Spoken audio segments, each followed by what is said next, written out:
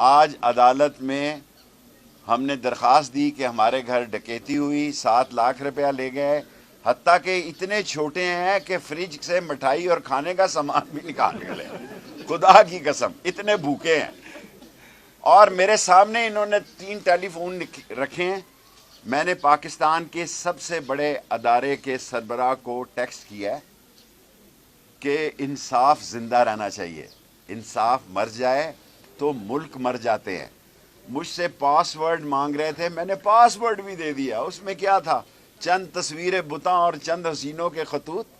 بعد مرنے کے میرے گھر سے یہی سامان نکلا۔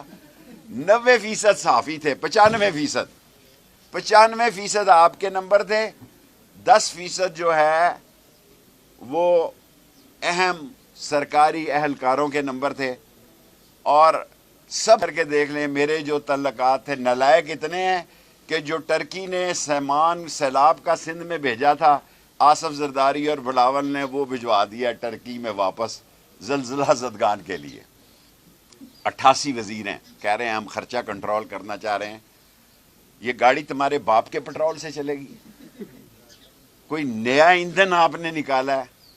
یہ جہازوں میں سفر نہیں کر سکتے، پرائیویٹ مافیا کے جہاز استعمال کرتے ہیں، جنہوں نے لوگوں کو ڈسا ہے، جنہوں نے لوگوں کو لوٹا ہے، جن کے پاس پرائیویٹ جہاز ہیں۔ یہ محترمہ مریم صاحبہ، آصف زرداری، بلاول بھٹو، شہباز شریف، یہ ان ڈاکوؤں، چوروں اور لٹیروں کے جہاز